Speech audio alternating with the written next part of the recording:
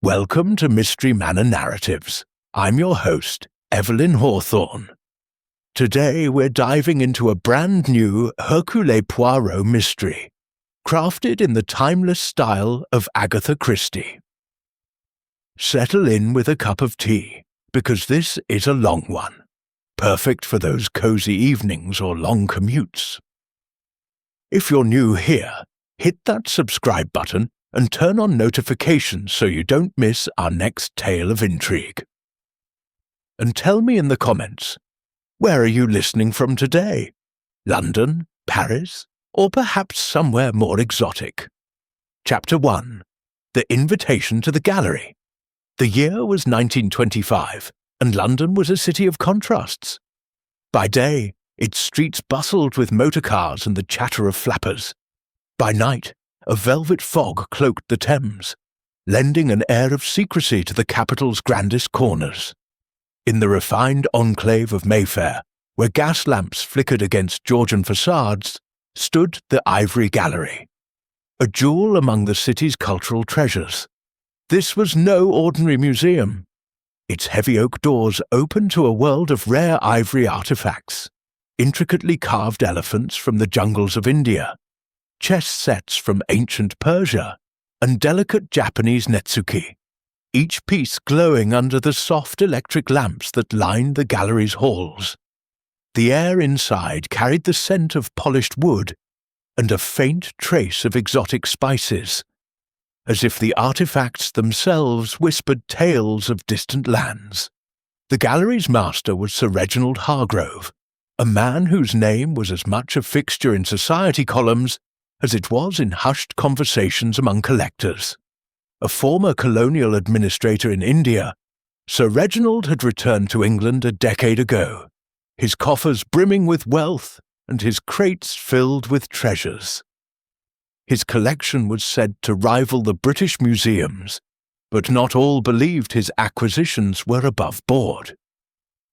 Whispers of plundered relics and shady deals followed him like shadows, though his charm and influence kept such rumours at bay. The Ivory Gallery was his crowning achievement, a testament to his ambition, and some said his hubris. It was on a crisp autumn evening, with the fog curling like a cat around the lampposts, that Hercule Poirot, the renowned Belgian detective, received an invitation that piqued his considerable curiosity. In his elegant apartment at Whitehaven Mansions, Poirot sat in a plush armchair, savouring a steaming tisane. His egg-shaped head tilted slightly, his meticulously groomed moustache quivering as he inhaled the herbal aroma. The room was a study in order, polished mahogany furniture, a neatly arranged bookshelf, and a small silver tray bearing a single crystal glass. Poirot's life was one of precision, his little grey cells always seeking symmetry in a chaotic world. The tranquillity was broken by the arrival of Captain Arthur Hastings, Poirot's loyal friend and occasional chronicler. Hastings burst through the door, his cheeks ruddy from the October chill, a cream-coloured envelope clutched in his gloved hand. "Poirot, old chap!" he exclaimed, his voice booming with enthusiasm. "This just arrived for you. Special delivery, no less. Look at the seal. An elephant of all things. Must be something grand." Poirot's grey eyes gleamed as he took the envelope. The wax seal bore an embossed elephant, its trunk raised in triumph. With delicate fingers, he broke the seal and unfolded the letter, written in an elegant, looping script. "Monsieur Poirot," it began, "your reputation as a solver of enigmas precedes you. I, Sir Reginald Hargrove, humbly request your presence at a private unveiling at the Ivory Gallery tomorrow evening. I shall reveal my latest acquisition, the ivory serpent, a Burmese relic said to bring fortune, or a curse, to its possessor. Your attendance would honour us. Discretion is, of course, assured." Poirot's lips curved into a faint smile. "The ivory serpent, Hastings. Mon Dieu, I have heard of this artifact. Carved from a single elephant tusk in the temples of ancient Burma, it is said to have driven kings to madness and empires to ruin. Why does Sir Reginald invite Poirot? Is it to bask in my presence, or does he fear this curse of which the legends speak? Hastings chuckled, tossing his overcoat onto a chair. Oh, come now, Poirot. He's probably just showing off. The man's got more money than sense, from what I hear. A night out in Mayfair, though? I'm game. Poirot's eyes narrowed thoughtfully. Perhaps, mon ami. But Hercule Poirot does not believe in mere coincidence. An invitation such as this, it suggests a puzzle. And where there is a puzzle, there is often a crime. The following evening, as the sun dipped below London's skyline, painting the clouds in hues of amber and rose, Poirot and Hastings arrived at the Ivory Gallery. The building was a vision of understated grandeur, a Georgian townhouse with ivory-coloured marble columns framing its entrance. A discreet brass plaque read, "The Ivory Gallery, by appointment only." Inside, the atmosphere was one of refined opulence. Crystal chandeliers cast a golden glow over mahogany-panelled walls, and glass display cases showcased artifacts that seemed to pulse with history. The air was heavy with the scent of beeswax polish and a faint, exotic tang, as if the ghosts of distant bazaars lingered. Sir Reginald Hargrove greeted them at the door, his presence commanding the room. A tall man in his late 50s, with a neatly trimmed beard and piercing blue eyes, he wore a tailored dinner jacket that spoke of wealth and taste. His voice was deep, with the polished cadence of a man accustomed to authority. "Monsieur Poirot, a delight to meet you at last, and Captain Hastings, I presume? Welcome to my sanctuary of treasures." Poirot bowed, his patent leather shoes gleaming. "The pleasure is mine, Sir Reginald. Your collection, it is, as you say, a sanctuary, most magnifique." Hastings, less formal, grinned. "Quite a place you've got. Here. Must have taken years to gather all this." Sir Reginald's smile was tight. "A lifetime, Captain, and tomorrow the world will see my greatest triumph yet." As they moved into the main exhibition hall, Poirot's keen eyes scanned the guests, cataloguing each with the precision of a watchmaker. There were 5 figures of note, each tethered to Sir Reginald by threads of ambition, resentment, or secrets, perfect ingredients for a Christie mystery. First was Lady Eleanor Hargrove, Sir Reginald's wife. In her early 30s, she was a vision of elegance, with raven hair pinned in soft waves and emerald eyes that seemed to hold 1,000 unspoken thoughts. Her silk gown shimmered as she moved, but her smile was strained, her fingers toying with a pearl necklace. Society gossip painted their marriage as one of convenience, her title for his fortune, and there were hints she chafed under his domineering ways. Next came Victor Langston, Sir Reginald's business partner. A lean man in his 40s, with slicked-back hair and a smirk that never quite reached his eyes, Langston was a financier who had bankrolled much of the gallery's expansion. His handshake was firm, but Poirot noted a flicker of tension. Whispers suggested Langston suspected Sir Reginald of siphoning profits, a charge that could ruin their partnership.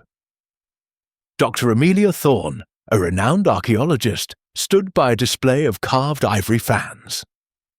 In her 50s, with sharp cheekbones and greying hair pulled into a severe bun, she exuded an air of intellectual authority.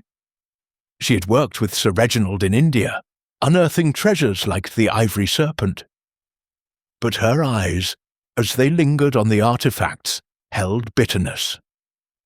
She believed Sir Reginald had claimed her discoveries as his own, robbing her of academic glory. Colonel Marcus Blackwood, a retired military man, was a burly figure in his 60s. His face ruddy from years in the sun, and perhaps too much port. His laughter was loud, but his glances at Sir Reginald were dark. The two had clashed in India during a mutiny, where Blackwood accused Sir Reginald of abandoning him to save his own skin, costing Blackwood a promotion and a fortune. Finally, Miss Lydia Voss, Sir Reginald's secretary, hovered at the edges. A slight woman in her late 20s, with mousy brown hair and spectacles that magnified her nervous eyes, she carried a notebook and pencil, jotting down Sir Reginald's instructions.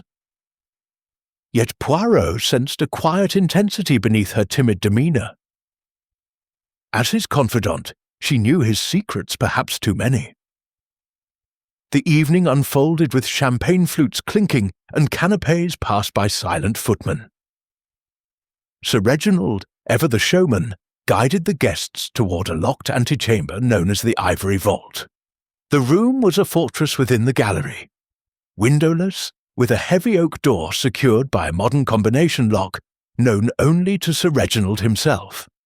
"This vault," he declared, his voice ringing with pride, "is impenetrable. No thief could breach it, no matter their cunning." He paused before the door, his hand resting on the lock. "Tonight you will witness history. The ivory serpent, a relic of myth and menace, will be unveiled. But first I must prepare it alone. Await me here." As Sir Reginald entered the vault, closing the door with a resonant thud, the guests exchanged murmurs. Poirot's moustache twitched. "Hastings," he whispered, "observe the faces. In their eyes, I see not just anticipation, but fear." And so the stage was set. The fog thickened outside, and within the Ivory Gallery, a mystery was about to unfold, one that would test even the formidable mind of Hercule Poirot. Chapter 2. Whispers in the Shadows. The Ivory Gallery hummed with the low murmur of anticipation, its grand hall bathed in the golden glow of chandeliers. The guests, a select group of London's elite, sipped champagne and exchanged polite smiles, their voices mingling with the faint clink of crystal. Outside, the fog pressed against the tall windows, curling like ghostly fingers over the Mayfair streets. Inside, the air was warm, scented with beeswax and the exotic tang of the gallery's treasures, ivory artifacts from distant corners of the empire, each gleaming in its glass case. But the true focus of the evening lay beyond a heavy oak door. The Ivory Vault, where Sir Reginald Hargrove had just entered to prepare the unveiling of the legendary Ivory Serpent. Hercule Poirot stood near a display of carved chess pieces, his small, immaculate figure a study in composure. His patent leather shoes gleamed, his moustache was perfectly symmetrical, and his grey eyes darted about, observing the guests with the precision of a hawk. Beside him, Captain Arthur Hastings, ever the enthusiastic companion, adjusted his tie and surveyed the room.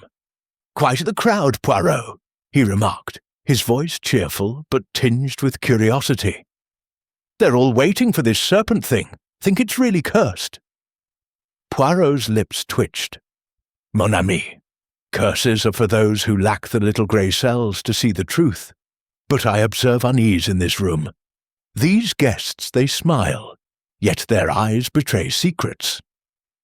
The guests in question were a fascinating ensemble, each tied to Sir Reginald by threads of ambition, resentment, or hidden desires.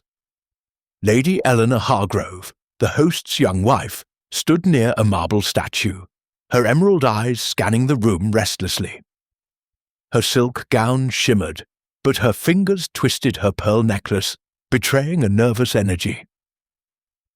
Victor Langston, Sir Reginald's business partner, leaned against a display case, his slicked-back hair catching the light as he muttered to a waiter, his smirk more forced than usual.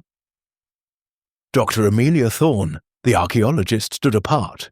her sharp features set in a frown, as she studied a carved ivory fan, her lips moving as if in silent argument.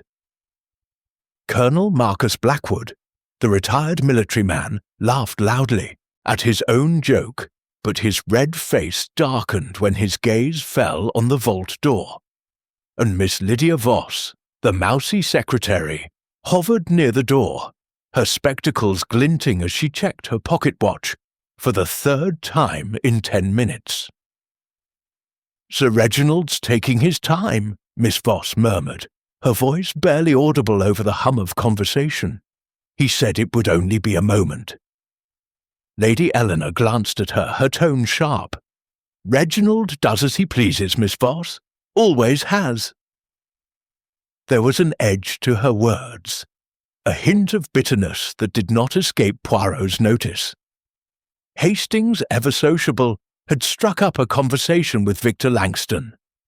"Must be exciting, unveiling a piece like this serpent," he said. "Worth a fortune, I'd wager." Langston's eyes narrowed, his smirk tightening. "Fortunes come and go, Captain. Reginald's been careless with ours lately. Too many risky ventures." He sipped his champagne, but his hand trembled slightly. Nearby, Dr. Thorne muttered to Colonel Blackwood, her voice low but intense. "That fan! I unearthed it in Rajasthan in 15. Reginald took the credit as always. The serpent, too, was my find." Her fingers clenched, her knuckles white against her glass. Blackwood's laugh was gruff. "Old Reggie's a snake himself, eh? Left me high and dry in India, 98. Cost me everything. I'd love to see him take a fall." His words carried a venom that made Hastings glance at Poirot, who merely raised an eyebrow. 10 minutes passed, then 15. The hum of conversation grew strained, punctuated by nervous glances toward the vault door. Poirot, standing near a case of Japanese netsuke, tilted his head, listening to the silence beyond the oak. "It is too quiet, Hastings," he said softly. "Sir Reginald, he does not emerge." Lady Eleanor, perhaps sensing the growing unease, approached the door and knocked sharply. "Reginald, are you quite all right? The guests are waiting." Her voice was firm, but a tremor betrayed her concern. No answer came. The door remained shut, its combination lock gleaming under the chandelier light. Colonel Blackwood strode forward, his military bearing evident. "Blast it, man! Open up! This isn't a game!" He pounded on the door, the sound echoing in the hall. Still silence. Miss Voss clutched her notebook, her face pale. "He has the only combination," she whispered. "It's locked from the inside." Victor Langston pushed forward, his voice clipped. "This is absurd. We can't stand here all night. Someone fetch tools. We'll break it down if we must." Poirot raised a hand, his voice calm but commanding. "Patience, mes amis. Let us not act in haste, but I agree, something is amiss. Hastings, assist the Colonel." Hastings and Blackwood hurried to the gallery's small workshop, returning with a crowbar and a heavy wrench. The guests stepped back, their murmurs growing frantic. With effort, Blackwood and Hastings pried at the door, the oak groaning under the strain. The lock was modern, but the frame was old. After several minutes of grunting and splintering wood, the door gave way with a crack, swinging inward to reveal the ivory vault. The room was small, windowless, its walls lined with shelves of rare ivories. A single electric lamp cast a dim glow over a mahogany desk, behind which sat Sir Reginald Hargrove, or rather, his lifeless form. He was slumped forward, his face pressed into a pool of dark liquid on the desk. At first, Hastings thought it was ink, spilled from an overturned bottle, but the metallic scent told another story. Sir Reginald's lips were blue, his eyes staring blankly, a half-empty glass of whisky beside his hand. On the desk, untouched, stood the ivory serpent, a coiled carving with emerald eyes that seemed to glint with S-system, the ivory serpent. The room fell silent, the air thick with shock. Lady Eleanor gasped, her hand flying to her mouth, and she swayed as if she might faint. Hastings caught her arm, steadying her. "Good heavens," he muttered, staring at the scene. Poirot knelt beside the body, his expression grave. The bitter almond scent of cyanide hung faintly in the air, emanating from the whiskey glass. Sir Reginald's hand clutched a crumpled note, the ink smudged but legible. "The serpent strikes." The vault was sealed. No windows, no other exits. The combination lock had been engaged from within, untouched until the door was forced open. "Murder," Poirot declared softly, his voice cutting through the stunned silence. "An impossible crime, mes amis. The vault was locked, yet someone has poisoned Sir Reginald." Inspector Japp, summoned by a frantic footman, arrived shortly after, his familiar moustache bristling with irritation. "Another one of your puzzles, Poirot," he grumbled, surveying the scene. "Locked room, poison, and a cursed statue to boot. What's next?" Poirot's eyes gleamed. "Not a curse, Inspector. A clever mind. But rest assured, Hercule Poirot will uncover the truth." The guests were ushered back to the main hall, their faces pale with shock or calculation. Poirot lingered, his gaze sweeping the vault. The whiskey bottle, half full, sat on the desk. A small key lay near Sir Reginald's hand, but the safe it opened was empty. The ivory serpent stared silently, its emerald eyes mocking the chaos. Hastings whispered, "Suicide, perhaps? The note—" "Non, mon ami," Poirot interrupted. "Suicide does not require such theatrics. This note, this lock, they are the work of a murderer who wishes to deceive, but they will not deceive Poirot." As the police began their work, Poirot's mind churned. 5 suspects, each with a motive. Lady Eleanor's inheritance, Langston's financial disputes, Thorne's stolen glory, Blackwood's old grudge, Voss's hidden resentments. The locked room was a puzzle, but Poirot's little grey cells were already at work, piecing together the impossible. Chapter 3. The Gathering Storm.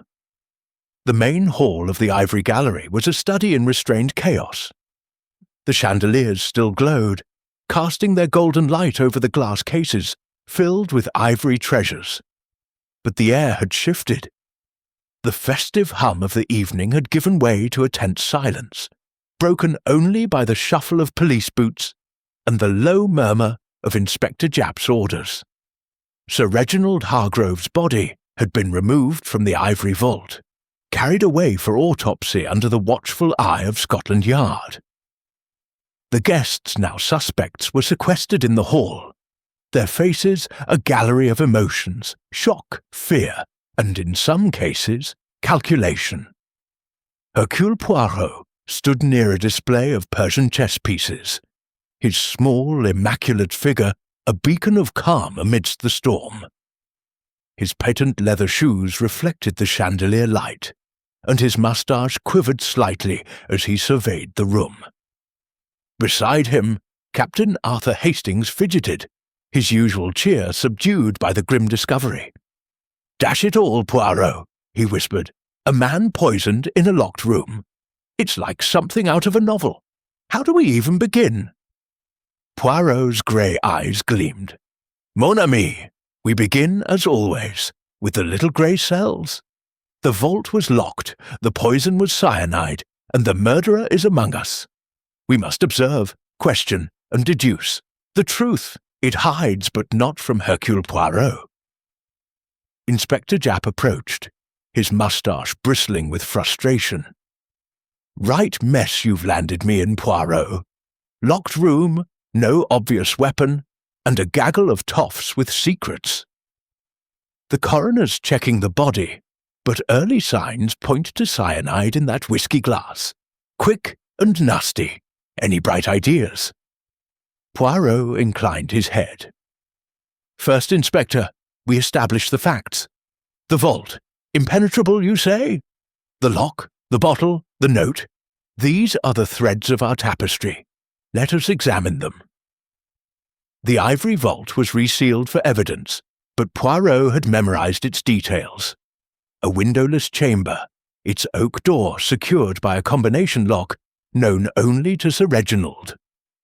The desk held a half-empty whiskey bottle, a poisoned glass, and the cryptic note, "The serpent strikes." The ivory serpent itself, a coiled carving with emerald eyes, sat untouched on its pedestal, its presence both majestic and unsettling. The lock showed no signs of tampering, and the door had required brute force to open, leaving splintered wood as evidence. Poirot turned to the suspects, gathered uneasily in the hall. Lady Eleanor Hargrove sat on a velvet chair, her raven hair slightly dishevelled, her emerald eyes darting nervously. Victor Langston paced near a display case, his slicked-back hair now askew, his fingers tapping a restless rhythm. Dr. Amelia Thorne stood rigidly, her sharp features set in a mask of defiance, while Colonel Marcus Blackwood leaned against a wall, his red face flushed with agitation. Miss Lydia Voss, the secretary, clutched her notebook, her spectacles, fogging slightly as she avoided eye contact. "Mes amis," Poirot began, his voice soft but commanding, "a tragedy has occurred. Sir Reginald Hargrove is dead, poisoned within a locked vault. I require your cooperation. Where were you all when he entered the vault, and what did you observe?" Lady Eleanor spoke first, her voice trembling but controlled. "I was here in the hall, chatting with guests. Reginald went into the vault alone. I saw him lock the door. I noticed nothing unusual, except—" She hesitated, glancing at Langston. "I saw Mr. Langston near the vault earlier, before the unveiling." Langston's head snapped up. "That's absurd! I was checking the guest list with a waiter. I was nowhere near the vault when Reginald went in. Everyone saw me here." His smirk was gone, replaced by a scowl. Dr. Thorne's voice was icy. "I was examining the Indian exhibits. I didn't see Reginald after he entered the vault, but I did notice Miss Voss lingering by the door, looking anxious." Miss Voss flushed, her hands tightening on her notebook. "I was waiting for Sir Reginald's instructions. He often asked me to stand by. I was in the hall the whole time, I swear." Colonel Blackwood snorted. "Bunch of nonsense. I was having a smoke by the fireplace. Everyone saw me. Reginald locked himself in, clear as day. If you ask me, the fool poisoned himself." Poirot's eyes narrowed. "And yet, Colonel, the note suggests otherwise. Let us verify these alibis." Hastings, tasked with noting movements, confirmed that all suspects were in the hall when Sir Reginald entered the vault.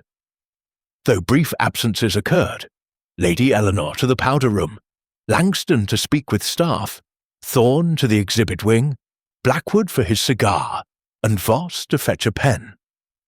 None were gone long enough to suggest entry into the vault, but Poirot filed each detail away. He turned to the whiskey bottle, now in police custody. Witnesses, including a footman, swore Sir Reginald had carried it into the vault unopened, pouring the glass himself. Preliminary tests confirmed cyanide in both the glass and bottle. "Curious," Poirot murmured. "If the bottle was sealed, how was the poison introduced?" Japp shrugged. "Maybe he poisoned it himself before going in. Suicide's simpler than murder in a locked box." Poirot shook his head. "No, Inspector. Sir Reginald was a man of ego, not despair. The note, the theatrics, it is the work of a cunning mind." Poirot interviewed each suspect privately, beginning with Lady Eleanor. "Madam, your marriage to Sir Reginald, it was harmonious?" She hesitated, twisting her pearls. Reginald was controlling.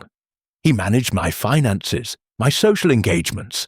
I inherited little from my family, so his wealth was my security. But I didn't wish him dead. Her eyes welled with tears, but Poirot noted their careful timing. Motive, inheritance.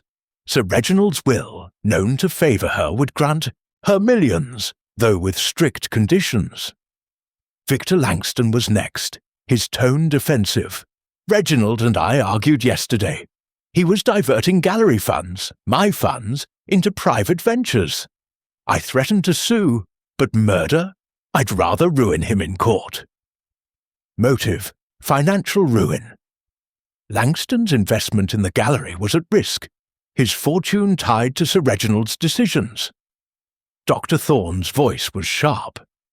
He stole my work in India, the serpent included. I confronted him last week, demanded credit. He laughed in my face. I hated him, but I'm no poisoner.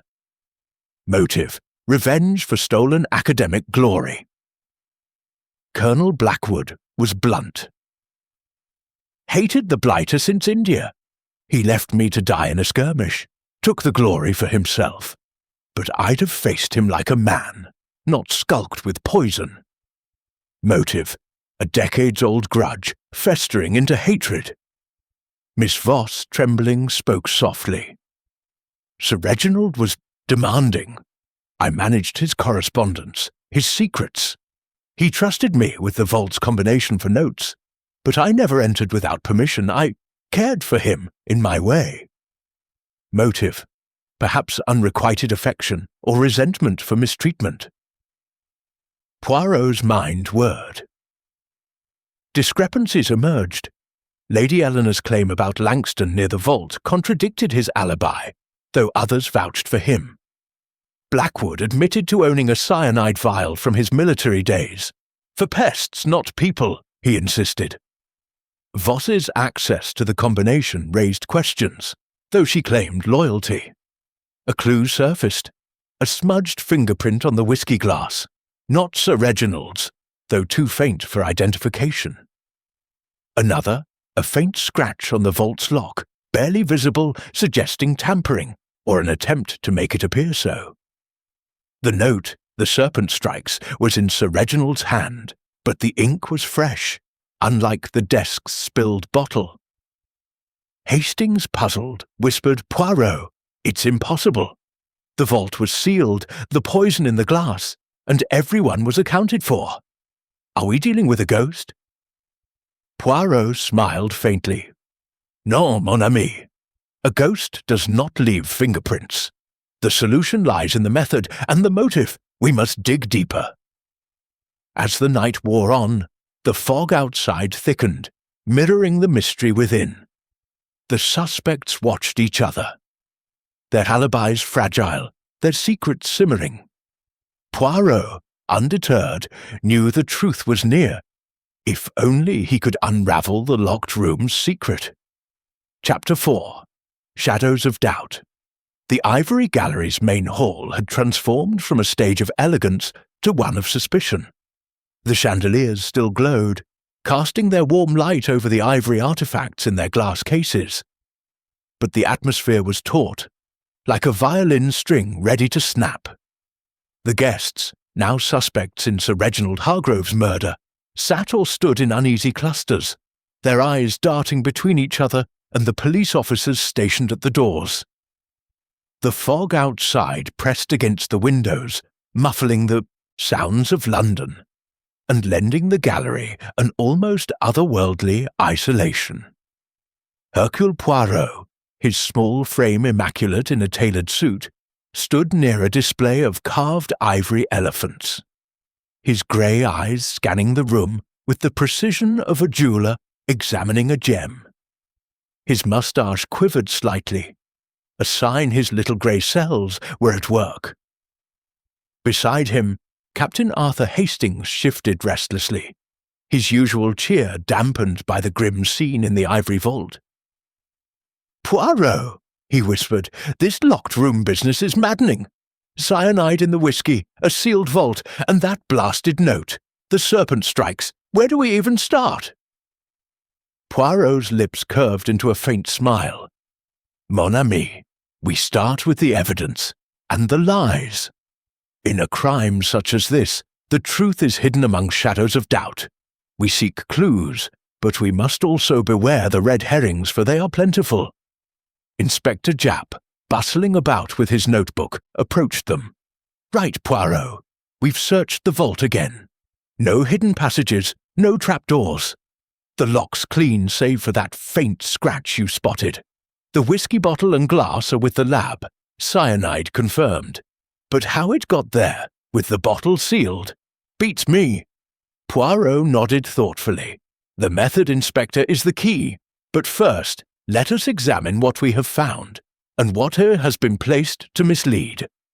The investigation deepened as Poirot and Hastings returned to the vault, now cordoned off but accessible under Japp's supervision. The small windowless room felt oppressive, its shelves of ivory artifacts gleaming faintly under the single electric lamp.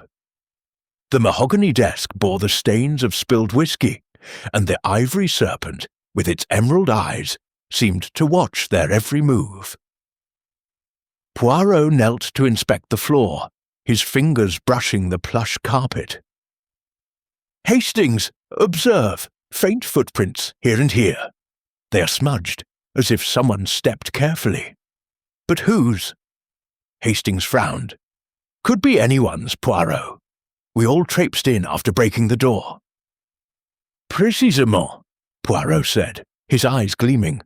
But the pattern? It suggests hesitation, perhaps concealment. A clue or a distraction? Next, Poirot examined the desk.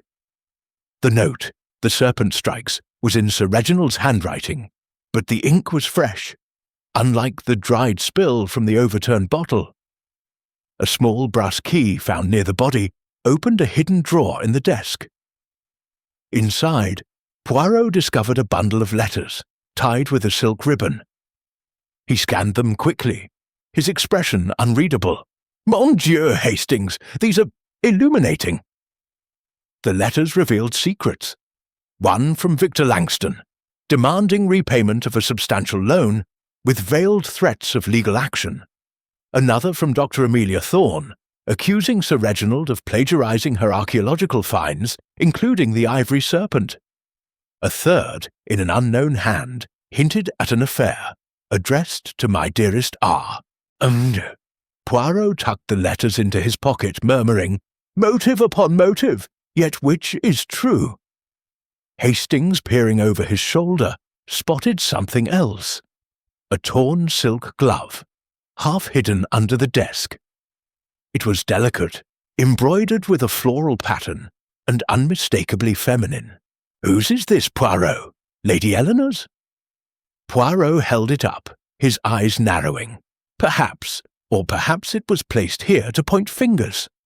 A red herring, Hastings, is as dangerous as a true clue if we follow it blindly. Back in the hall, Poirot questioned the suspects about the glove. Lady Eleanor's eyes widened. It's not mine. I wore no gloves tonight. My hands were bare, see? She extended her manicured hands, unadorned. Dr. Thorne, however, flushed.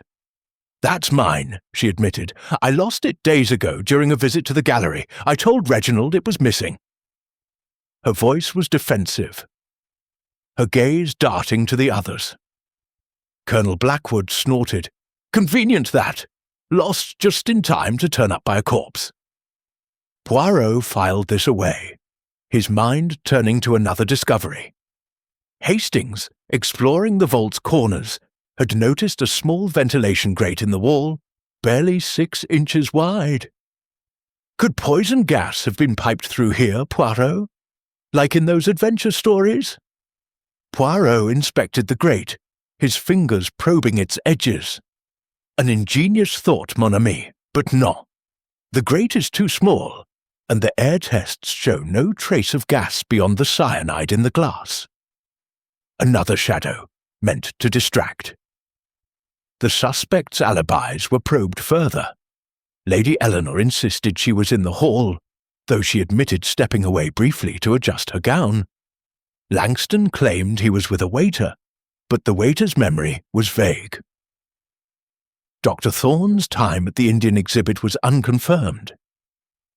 As guests were scattered, Blackwood's cigar break placed him near an open window, out of sight for minutes.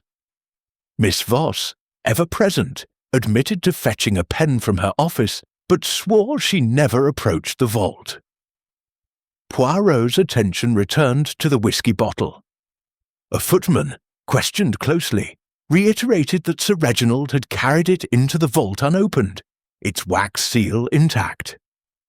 Yet the cyanide was present, not only in the glass, but in the bottle itself. "Impossible," Hastings muttered, "unless someone tampered with it earlier." "Or," Poirot said softly, "the tampering was not as it seems. The seal, the bottle, they tell a story, but we must read it correctly." Another clue emerged. A faint residue on the desk, not whisky but a powdery substance, barely visible. Poirot collected it carefully, suspecting it might be cyanide in another form, perhaps applied to the glass's rim. But how, if Sir Reginald poured it himself?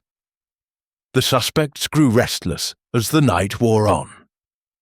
Lady Eleanor's composure cracked, her voice sharp as she accused Langston of skulking about earlier. Langston snapped back, claiming she was deflecting from her own greed. Dr. Thorne and Blackwood exchanged heated words, each accusing the other of grudges too deep to dismiss. Miss Voss, silent until now, whispered to Poirot. Sir Reginald was worried. He said someone was watching him. Someone close? Poirot's moustache twitched. "Merci, Mademoiselle Voss. Your observation, it is most valuable, or perhaps most calculated." Hastings, frustrated, pulled Poirot aside. "This is a tangle, Poirot. The glove, the letters, the grate, the powder, are they all distractions? And how does cyanide get into a sealed bottle?" Poirot's eyes sparkled. "The impossible crime, Hastings, is only impossible until we think laterally. The clues, they point to a mind that plans, that deceives.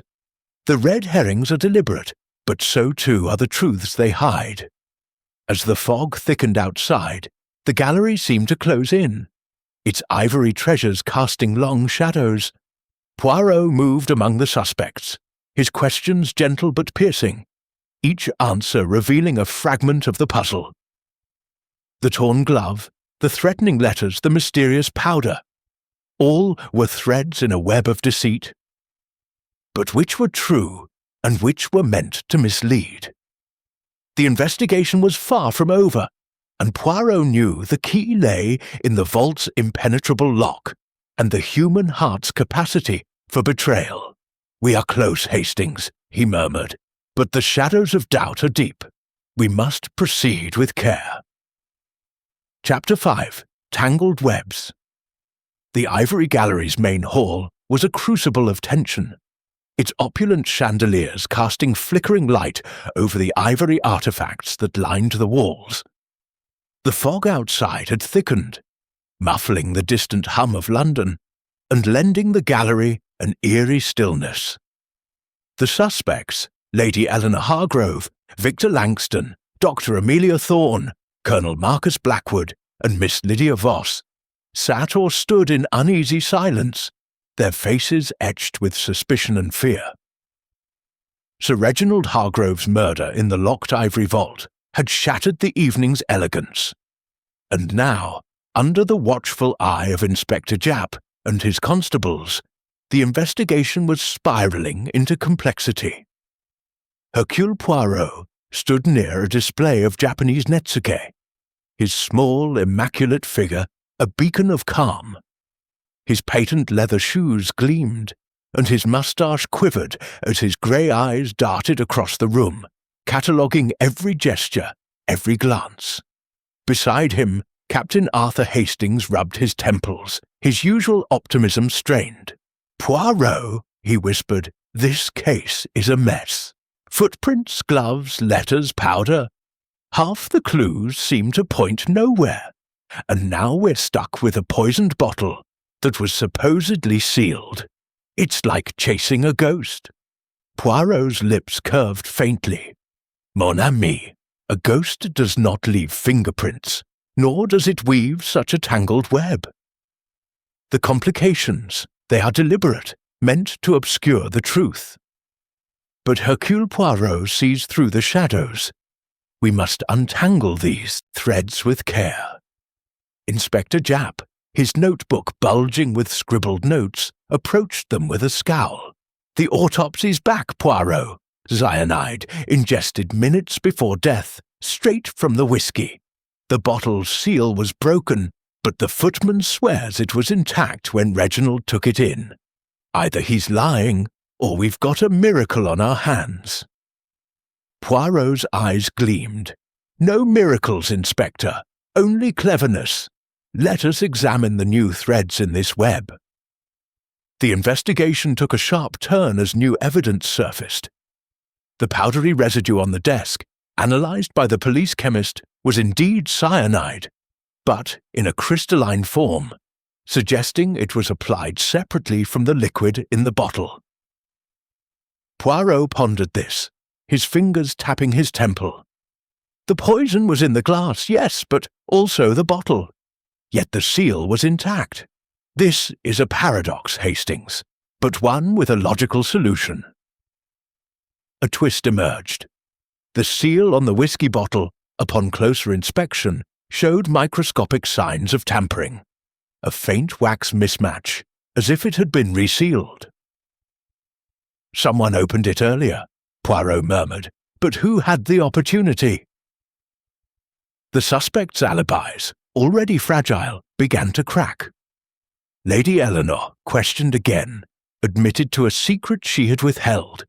She had been involved with Colonel Blackwood, a liaison Sir Reginald had discovered. He threatened to cut me out of his will, she confessed, her emerald eyes brimming with tears. But I didn't kill him, I swear it. Her alibi for the powder room visit was now suspect, as no one could confirm her exact movements. Victor Langston's story also wavered. A waiter recalled seeing him near the gallery's storeroom, where spare bottles were kept, before the unveiling. "I was checking inventory," Langston snapped, but his nervous fidgeting betrayed him. His motive, financial ruin from Sir Reginald's mismanagement, grew stronger with the discovery of a forged ledger in the gallery's office, suggesting Langston had been covering his own losses. Dr. Amelia Thorne's bitterness took a new turn. A colleague, summoned by Japp, confirmed she had access to cyanide during her archaeological work, used for preserving specimens. "I never brought it here," she insisted, her voice sharp. But a search of her handbag revealed a small vial, empty but with traces of cyanide residue. "It's a plant," she cried, pointing at Miss Voss. "She had access to my things. She's framing me." Colonel Blackwood's temper flared when confronted about his affair with Lady Eleanor. "Yes, I cared for her," he growled. "Reginald treated her like property. But I'd have settled it with fists, not poison." His cyanide vial from his military days was missing, he claimed, stolen from his coat pocket earlier that evening. Miss Voss, trembling under Poirot's gaze, revealed a startling detail. The ivory serpent itself had a hidden compartment, discovered when she dusted it days ago. "It was empty," she whispered, "but Sir Reginald was furious when I mentioned it. He said it held something valuable." Poirot examined the statue, finding a cleverly concealed panel in its coils, indeed empty. Had something been stolen, or was this another distraction? The web grew more tangled with a revelation about the note, "The Serpent Strikes." A handwriting expert, consulted by Japp, confirmed it was Sir Reginald's writing, but suggested it was copied from an earlier document, possibly forged. Someone used his own words against him. Poirot mused. A clever touch, but reckless. Hastings, overwhelmed, muttered, "Poirot, it's one thing after another. The seal, the affair, the compartment, the forged note. Are we any closer to the truth?" Poirot's moustache twitched. "We are closer, mon ami, because the complications reveal the murderer's desperation. They weave a web to confuse, but each thread leads back to them." Another twist surfaced. A witness, a gallery maid, reported seeing Miss Voss near the vault door an hour before the unveiling, adjusting something in her notebook. Voss claimed she was merely organizing Sir Reginald's schedule, but the maid's account suggested she lingered longer than necessary. "She knows the combination," Poirot noted. "Access, opportunity, perhaps motive." The suspects turned on each other, their accusations sharp. Lady Eleanor accused Langston of tampering with the bottle to frame her. Langston pointed at Thorne, claiming her cyanide expertise made her the obvious culprit. Thorne accused Voss of planting evidence, while Blackwood insisted the whole affair was a conspiracy to ruin him. Voss, tearful, pleaded innocence, her voice barely audible. Poirot, undeterred, conducted a meticulous search of the hall. He found a discarded matchstick near the fireplace, its tip coated with a waxy substance similar to the bottle's seal. A tool for resealing, he wondered aloud, or another red herring? The investigation was disrupted by a sudden commotion. Langston attempted to slip out, claiming a need for air. Japp's constable stopped him, finding a crumpled note in his pocket. "Meet me at midnight, ah?"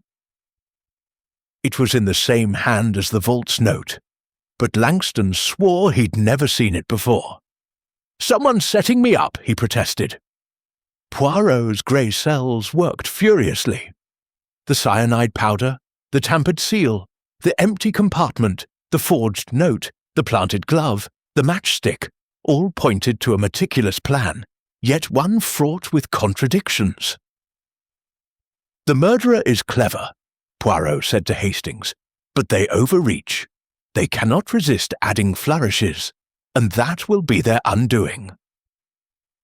As the night deepened, the gallery's atmosphere grew oppressive, the ivory artifacts seeming to watch the unfolding drama. Poirot moved among the suspects, his questions gentle but relentless, each answer adding a new layer to the puzzle. The locked room remained impenetrable, yet the clues suggested a solution just out of reach. Hastings, exasperated, whispered, "Poirot, are we chasing our tails? Every clue seems to lead to a dead end." Poirot's eyes sparkled. "No, Hastings, the web is tangled, but it is woven by one hand. We must find the thread that unravels it all." The fog outside clung to the windows, mirroring the confusion within. The suspects' secrets were unraveling, their motives laid bare, but the truth remained elusive. Poirot, however, was undaunted, his mind a beacon in the storm of deceit. Chapter 6. Deeper Deceptions. The Ivory Gallery's main hall was a cauldron of suspicion, its chandeliers casting long shadows over the ivory artifacts that gleamed in their glass cases. The fog outside clung to the windows, isolating the gallery from the world beyond, as if time itself had paused to watch the drama unfold. The suspects, Lady Eleanor Hargrove, Victor Langston, Dr. Amelia Thorne, Colonel Marcus Blackwood, and Miss Lydia Voss, sat in strained silence, their eyes darting with accusation and fear. Sir Reginald Hargrove's murder in the locked ivory vault had turned allies into adversaries. And now, under the scrutiny of Inspector Japp and his constables, the investigation was peeling back layers of deception.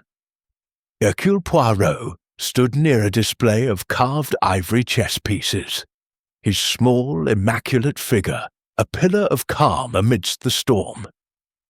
His patent leather shoes reflected the chandelier light, and his moustache quivered as his grey eyes scanned the room with surgical precision.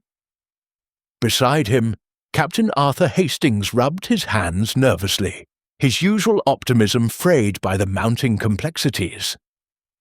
"Poirot," he whispered, "this case is a labyrinth. Forged notes, tampered seals, hidden compartments, every clue seems to point in a different direction. Are we any closer to cracking this locked room puzzle?" Poirot's lips curved into a faint smile. "Mon ami, the deeper the deception, the closer we are to the truth. The murderer weaves a complex web, but they cannot hide every thread. The little grey cells, they are beginning to see the pattern."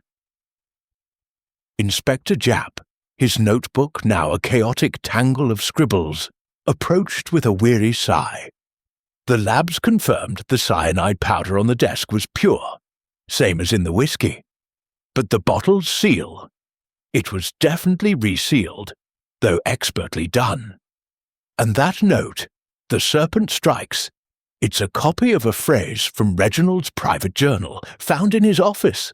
Someone's playing a clever game, Poirot. Poirot nodded thoughtfully. "A game, yes, but one with rules we can learn. Let us explore these deeper deceptions." The investigation took a new turn as Poirot delved into the suspects' backgrounds, seeking the motives beneath their polished facades. A financial audit, hastily arranged by Japp, revealed that Victor Langston's company was on the brink of bankruptcy, his investments in the gallery bleeding money due to Sir Reginald's reckless spending. A heated letter from Langston, found in the gallery's safe, demanded repayment within days, or exposure of Sir Reginald's shady dealings. "He was ruining me," Langston admitted when confronted, his smirk replaced by a grimace. "But I didn't kill him. I needed him alive to pay me back." Dr. Amelia Thorne's past yielded another revelation. A colleague's testimony confirmed she had been working on a book about her Indian excavations, including the Ivory Serpent. But Sir Reginald had threatened to sue her for slander if she published. "He stole my life's work," she spat, her sharp features flushed with anger. "I wanted justice, not murder." Yet a search of her hotel room uncovered a notebook with chemical formulas, including one for cyanide preparation, though she claimed it was for academic study. Colonel Blackwood's military record, obtained through Japp's contacts, painted a darker picture. During the 1898 Indian Mutiny, Sir Reginald had falsified a report that blamed Blackwood for a failed operation, costing him a promotion and nearly his life. "I despised him," Blackwood growled, his red face darkening. "But poison, that's a coward's way." His missing cyanide vial remained unaccounted for, and a constable reported finding a similar vial, empty, in a trash bin near the gallery's rear entrance. Lady Eleanor's affair with Blackwood took on new significance.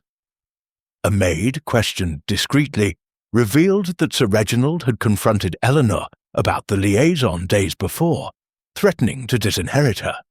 "He was cruel," Eleanor whispered, her emerald eyes glistening. "But I loved him, in my way. I couldn't kill him." Her alibi for her powder room absence weakened further when a guest recalled seeing her near the storeroom, where the whiskey bottles were kept. Miss Lydia Voss, the quiet secretary, offered a startling clue. She admitted to overhearing Sir Reginald on a private call days ago, discussing a traitor among his inner circle. "He sounded frightened," she said, her spectacles fogging with nervous tears. "He said the serpent held a secret that could ruin someone." Poirot re-examined the ivory serpent, its hidden compartment still empty.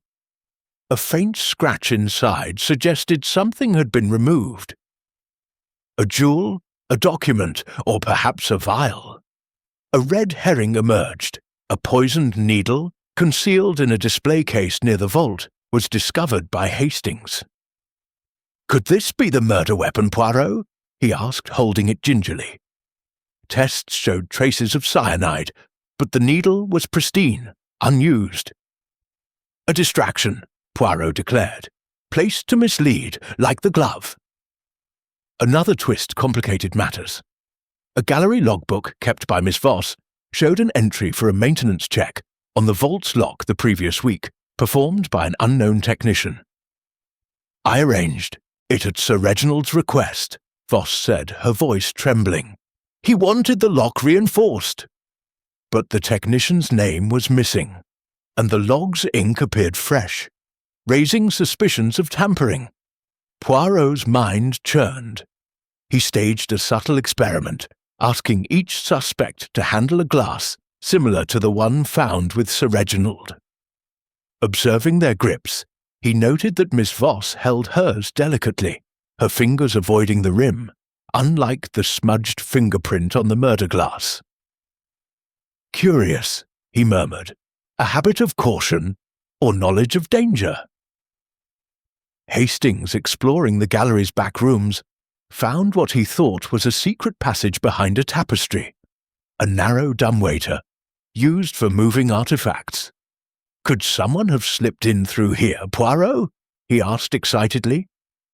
But the shaft was too small for a person, and its dusty interior showed no recent use. Another red herring, though Poirot noted its proximity to the storeroom. The suspect's accusations grew fiercer. Dr. Thorne pointed at Voss, claiming she had access to the storeroom and could have tampered with the whiskey.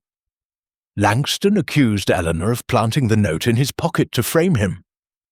Blackwood suggested a conspiracy between Thorne and Voss, while Eleanor wept, insisting she was a victim of circumstance.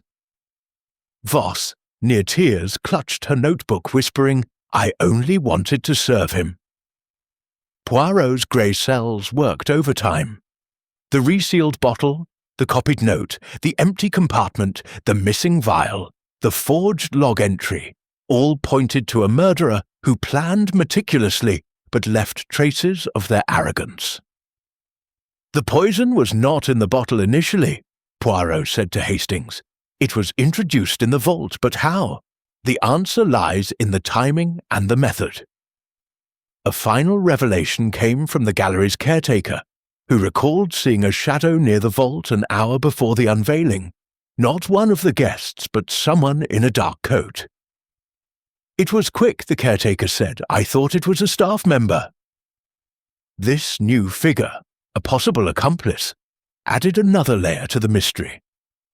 As the night stretched on, the gallery's air grew heavy, the ivory artifacts seeming to whisper their own secrets. Poirot moved among the suspects, his questions soft but piercing, each answer revealing a deeper deception. The locked room remained a fortress, but the cracks in the suspects' stories were widening. Hastings, exasperated, whispered, "Poirot! It's one twist after another. Are we chasing phantoms?" Poirot's eyes sparkled. "No, Hastings. The phantoms are real, and they wear human faces. The truth is close. We need only one more thread to unravel the web." The fog outside swirled, mirroring the confusion within. The Ivory Gallery was a stage of deception, but Poirot's mind was a beacon, cutting through the shadows to the heart of the mystery. Chapter 7. Unraveling Threads.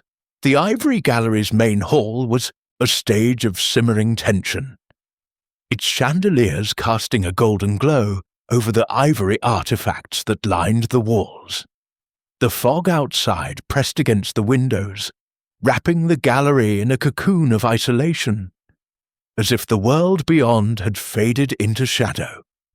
The suspects, Lady Eleanor Hargrove, Victor Langston, Dr. Amelia Thorne, Colonel Marcus Blackwood, and Miss Lydia Voss, sat in uneasy silence, their faces a mix of defiance, fear, and calculation.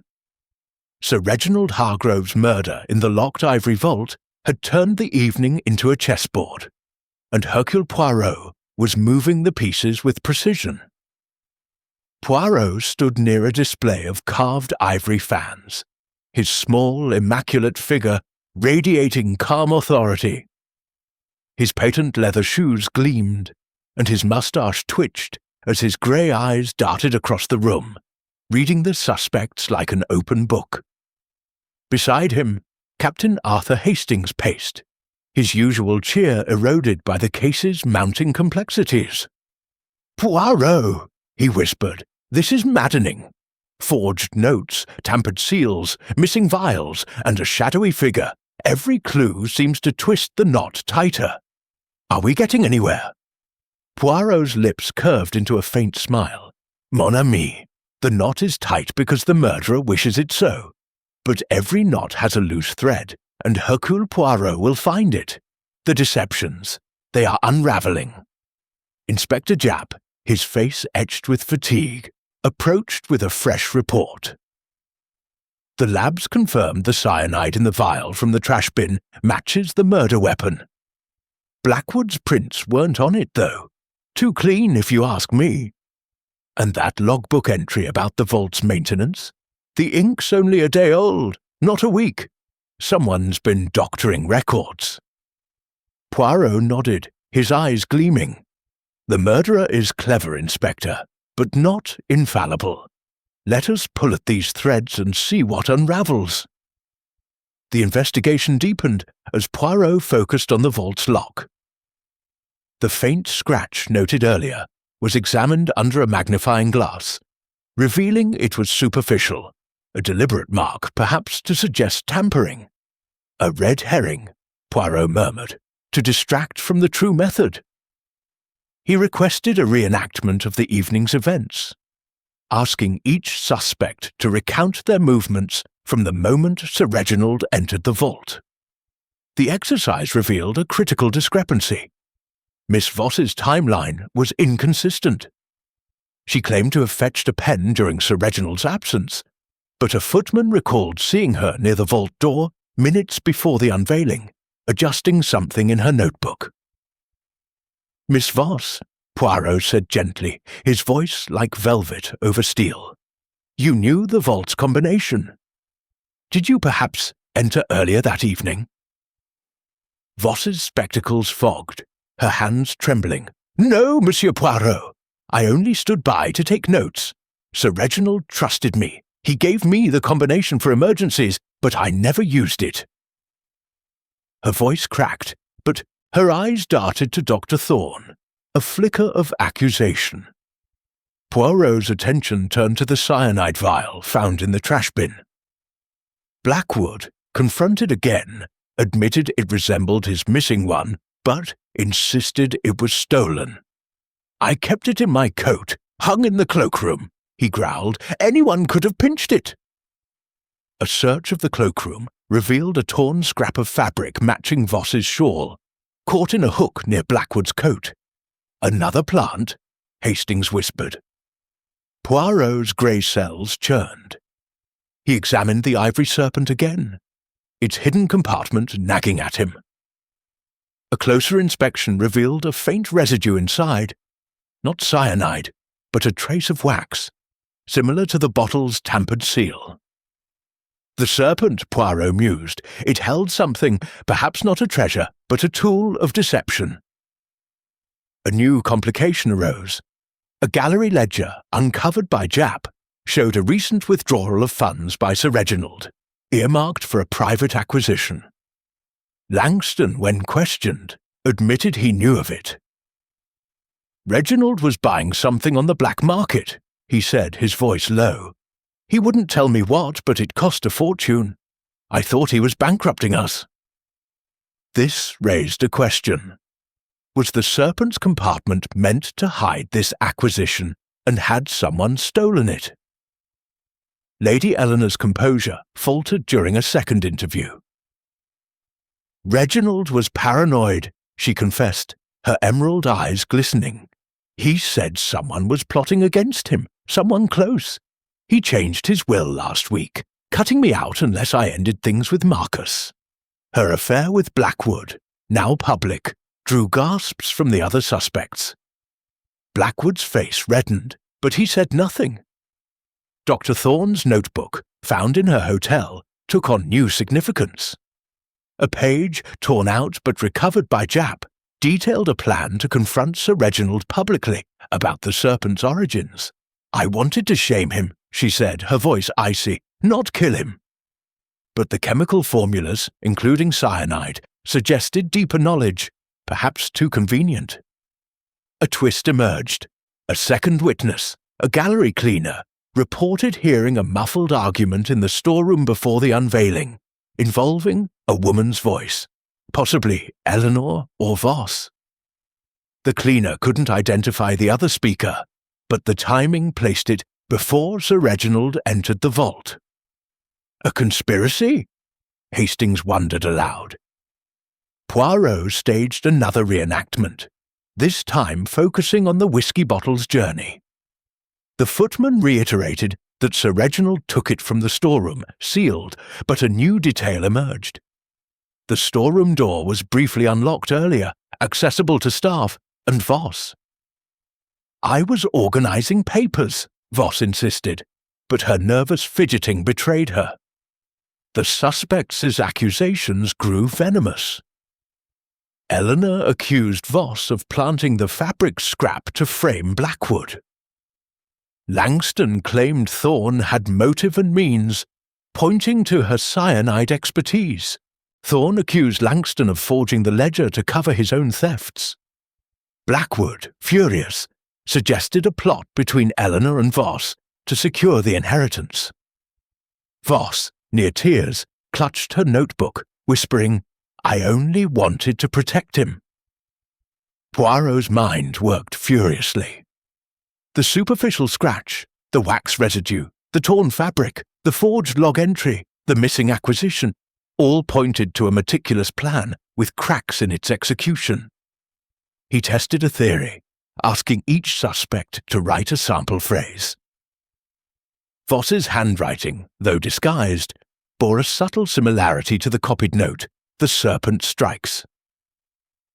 "A clue," Poirot murmured, "or another deception." A final complication surfaced. A small key found in the storeroom matched the one on Sir Reginald's desk, but opened a different safe, hidden behind a tapestry.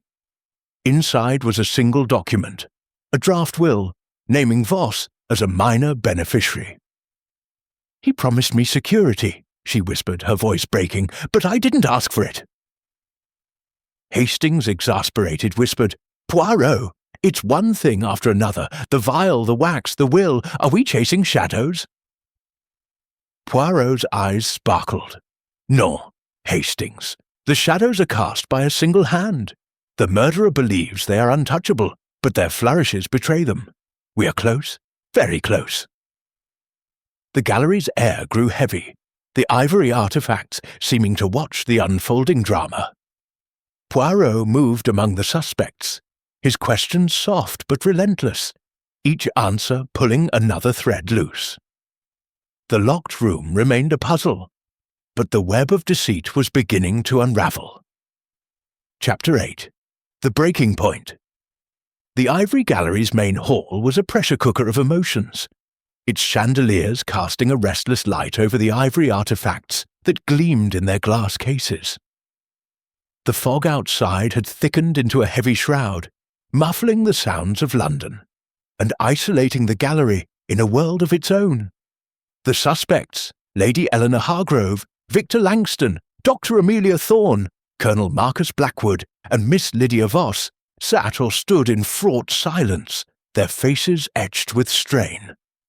Sir Reginald Hargrove's murder in the locked ivory vault had turned the elegant evening into a battleground of secrets. And now, under the watchful eyes of Inspector Japp and his constables, the investigation was reaching a fever pitch. Hercule Poirot stood near a display of intricately carved netsuke, his small, immaculate figure radiating quiet authority. His patent leather shoes shone, and his moustache quivered as his grey eyes swept the room, reading the suspect's every twitch and glance. Beside him, Captain Arthur Hastings gripped his notebook, his usual buoyancy replaced by agitation. "Poirot," he whispered, "this case is a powder keg. Forged notes, planted evidence, hidden wills, every suspect's hiding something. And now we've got a mysterious shadow in the mix. How do we sort truth from lies?" Poirot's lips curved into a faint smile. "Mon ami, at the breaking point, the truth reveals itself. The murderer's web is unraveling, and their desperation betrays them. Hercule Poirot sees the pattern. Now we must provoke it into the open." Inspector Japp, his face haggard from hours of questioning, approached with a fresh report. "We've got something new, Poirot. The wax residue in the serpent's compartment. It matches the bottle's tampered seal exactly. And that key from the storeroom? It opens a safe, but the safe's empty. Someone's playing games, and I'm fed up with it." Poirot nodded, his eyes gleaming. "Games, yes, but with high stakes. Let us push the players to their limits." The investigation intensified as Poirot orchestrated a series of confrontations designed to crack the suspects' facades. He began with Lady Eleanor, whose composure shattered under his gentle but relentless questioning. "Madame," he said, his voice soft as velvet, "you concealed your affair with Colonel Blackwood. Did Sir Reginald's threat to disinherit you drive you to desperation?" Eleanor's emerald eyes filled with tears, her voice breaking. "He was cruel, Monsieur Poirot, but I didn't kill him. Yes, I loved Marcus, but I begged Reginald for forgiveness. He was going to change his will. I had no reason to harm him." Her hands twisted her pearl necklace, snapping the strand and sending pearls scattering across the floor. The room gasped, and Blackwood's face reddened, his fists clenching. Poirot turned to Blackwood. "Colonel, your grudge against Sir Reginald spans decades. Your cyanide vial is missing, and a similar one was found near the gallery. Did you seek revenge in the vault?" Blackwood's voice was a growl. "I hated the blighter, but I'm no sneak. If I wanted him dead, I'd have done it face to face, not with some cowardly poison." His alibi for his cigar break wavered when a constable reported finding ash near the storeroom, suggesting he'd been closer to the whiskey bottles than he claimed. Victor Langston's confrontation was explosive.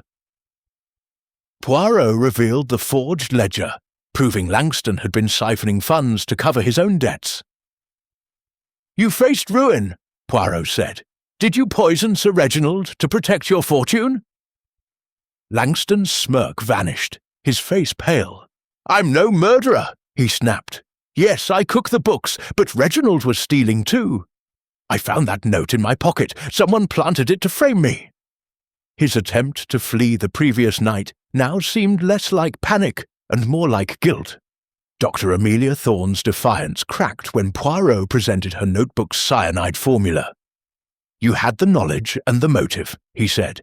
"Did you poison the whiskey to reclaim your stolen glory?" Thorne's sharp features tightened. "I wanted to expose him, not kill him. That vial in my bag was planted. I haven't used cyanide since India." Her accusation turned to Voss, whom she claimed had access to her belongings during a gallery visit. Miss Voss, trembling under Poirot's gaze, clutched her notebook like a shield. "Mademoiselle," Poirot said, "you knew the vault's combination, and your handwriting bears a resemblance to the forged note. Did you betray Sir Reginald's trust?" Voss's spectacles fogged with tears. "I loved him," she whispered. "He promised me a future, but he treated me like a servant. I didn't kill him. I couldn't." Yet her nervous glance at the ivory serpent suggested she knew more than she admitted. A new clue emerged. A tiny fragment of glass, found under the vault's desk, matched the whiskey glass but bore no fingerprints. "A second glass," Hastings wondered. Could someone have switched them? Poirot's eyes sparkled, but he said nothing, filing the clue away. The tension erupted when Langston lunged at Thorne, accusing her of planting the note in his pocket. "You wanted Reginald's collection for yourself," he shouted. Blackwood pulled him back while Eleanor sobbed, and Voss shrank into a corner. Japp's constables restored order, but the air crackled with hostility. Poirot staged a bold move.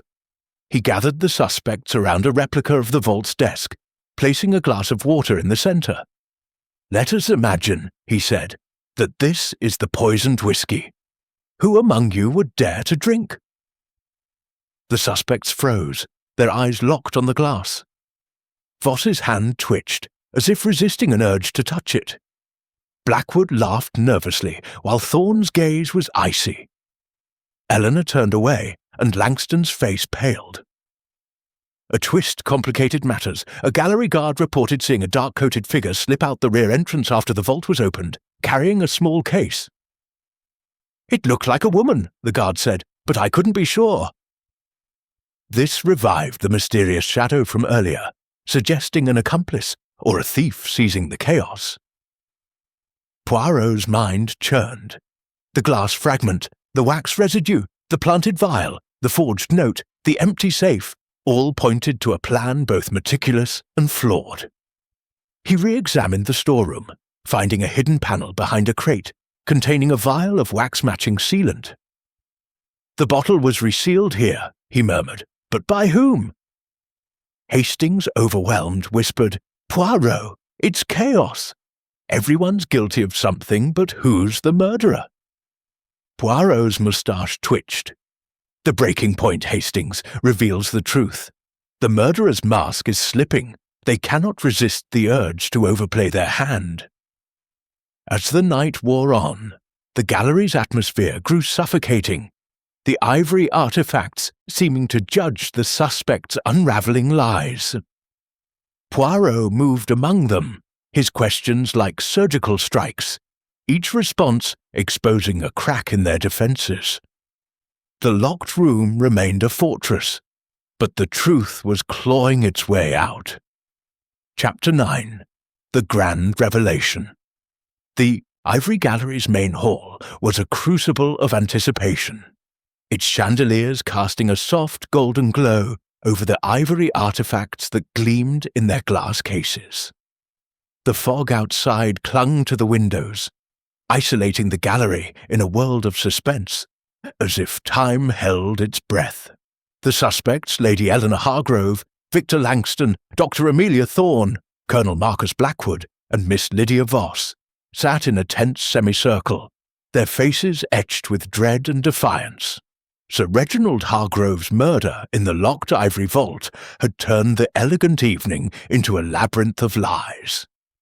And now, under the watchful eyes of Inspector Japp and his constables, Hercule Poirot was ready to unveil the truth.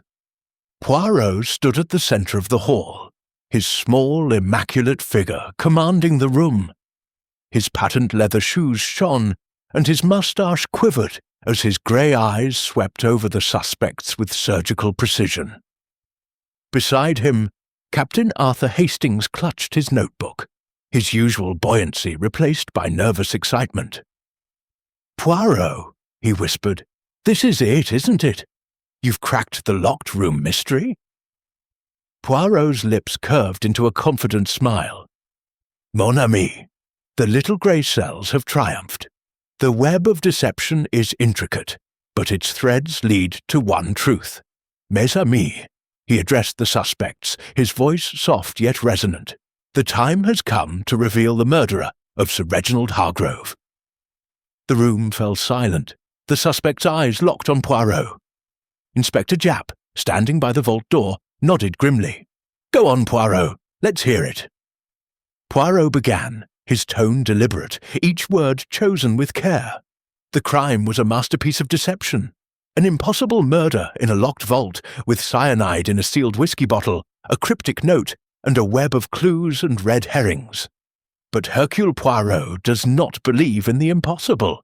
Let us unravel this puzzle step by step. He paced slowly, his hands clasped behind his back. First, the method. Sir Reginald died of cyanide poisoning, ingested through his whiskey. The bottle's seal was tampered with, resealed expertly. Yet the footman swore it was intact when Sir Reginald entered the vault. How? The answer lies not in the bottle, but in the glass itself. The cyanide was applied as a crystalline powder to the rim, dissolving instantly when the whiskey was poured. This explains the residue on the desk and the absence of fingerprints on the murder glass. A second glass, switched to conceal the method. Hastings gasped.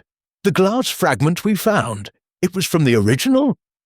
Précisément, Poirot said. The murderer replaced the poisoned glass with a clean one, but a fragment remained, overlooked in their haste. Poirot turned to the locked room. The vault was sealed, the combination known only to Sir Reginald and one other.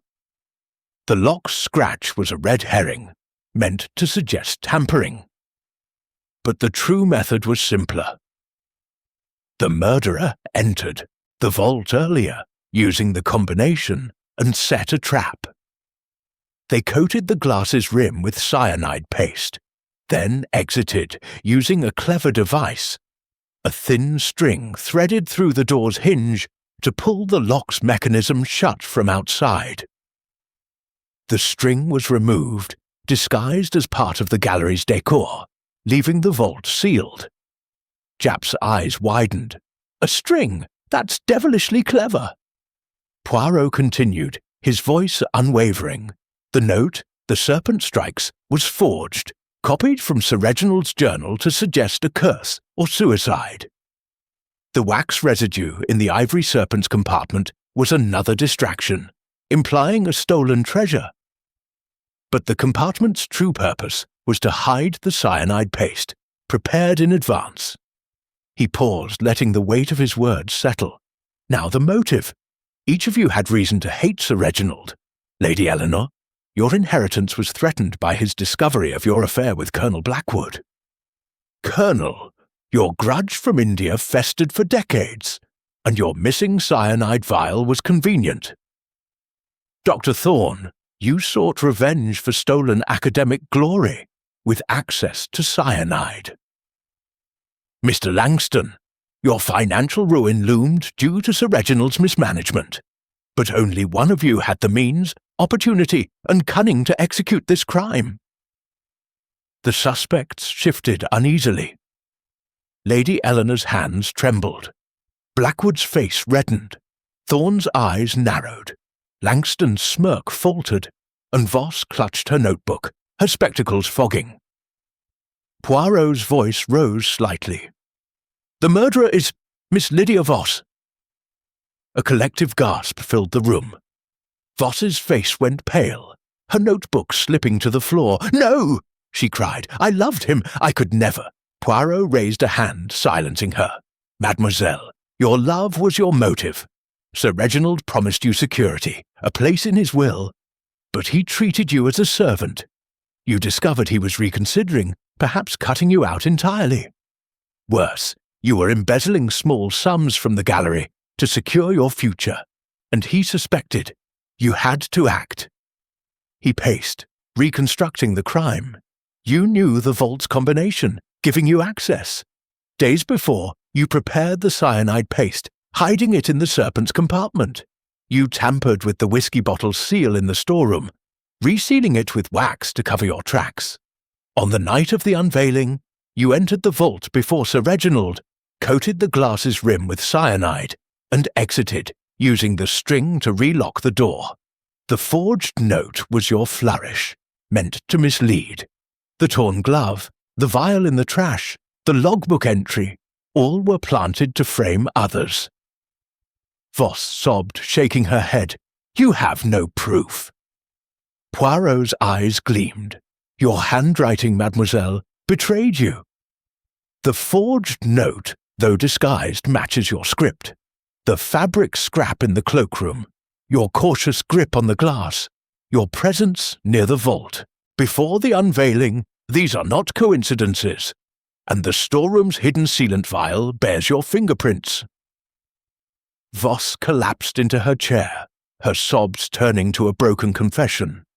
"He was going to expose me," she whispered. "I only wanted a life of my own. I didn't mean for it to go so far." Japp signalled his constables, who moved to arrest her. The other suspects exhaled, their relief palpable, but tinged with guilt. Eleanor clutched Blackwood's arm. Thorne's shoulders slumped, and Langston stared at the floor. Poirot addressed the room. The red herrings, the glove, the vial, the scratch were clever, but the murderer's arrogance was their undoing. They could not resist weaving a complex web, and in doing so, left threads for Poirot to follow. Hastings, awestruck, whispered, "You've done it again, Poirot. But the string, the paste, how did you piece it together?" Poirot smiled. "The little grey cells, mon ami. They see what others overlook, the small details that reveal the human heart."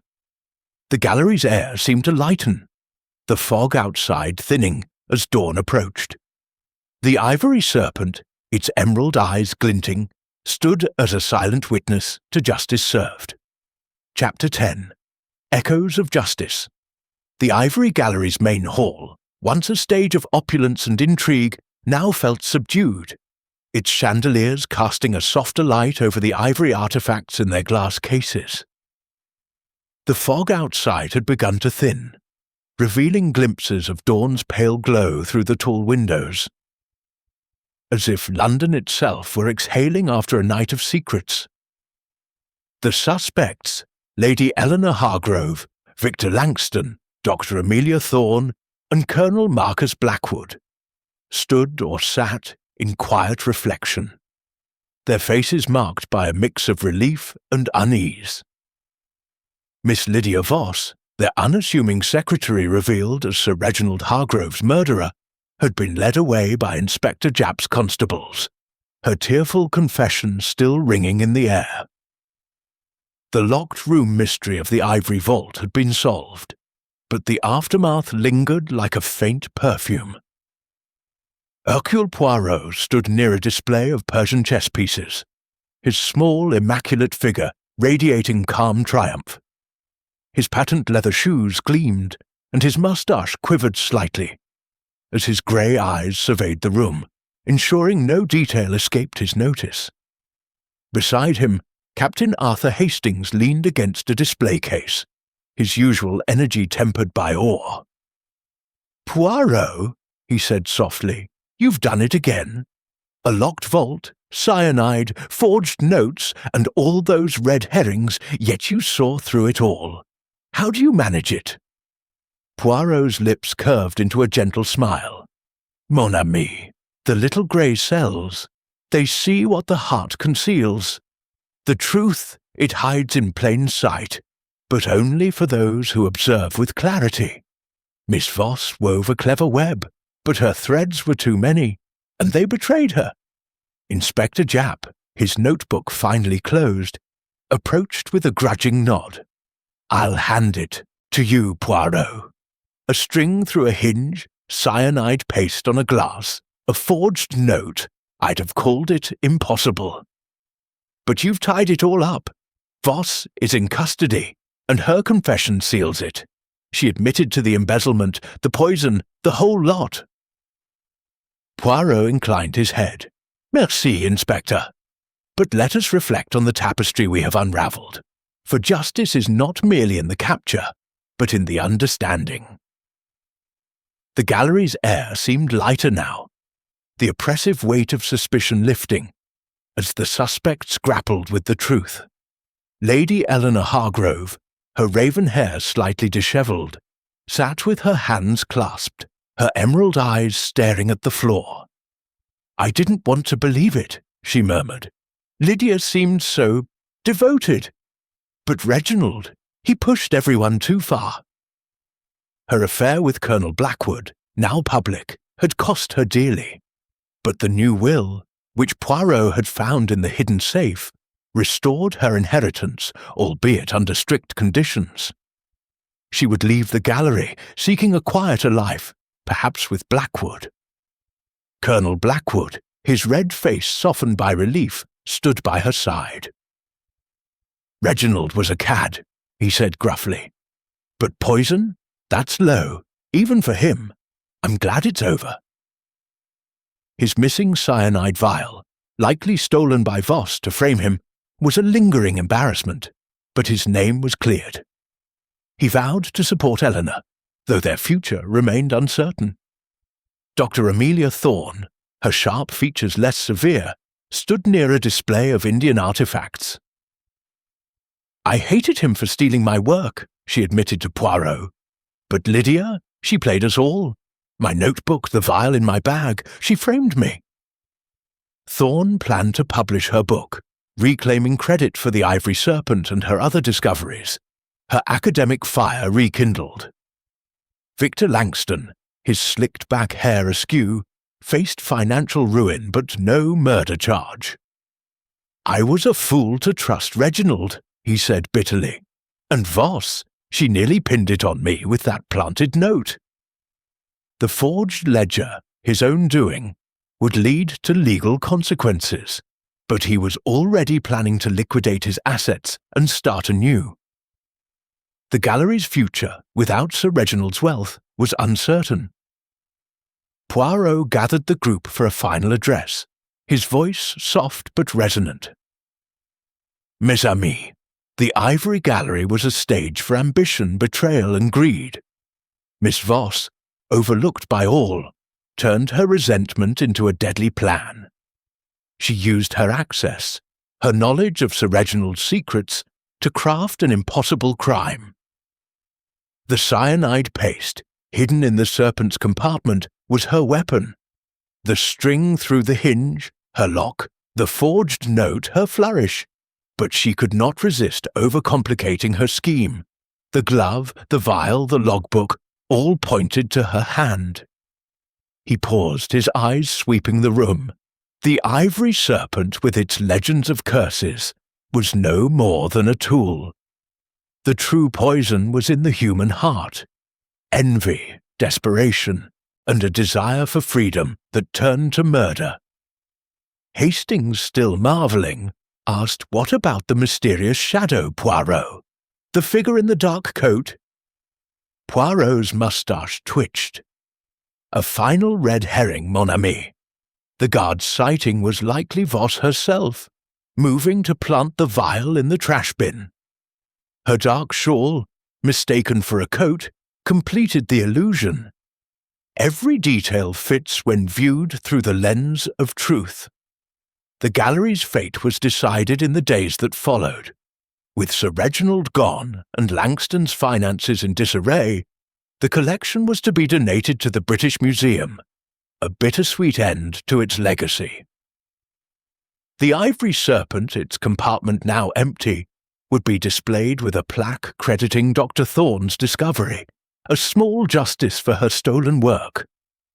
As the suspects dispersed, Poirot and Hastings lingered in the hall, the dawn light filtering through the windows. "It's a sad business, Poirot," Hastings said. "Voss seemed so timid, so loyal. How did you know?" Poirot's eyes softened.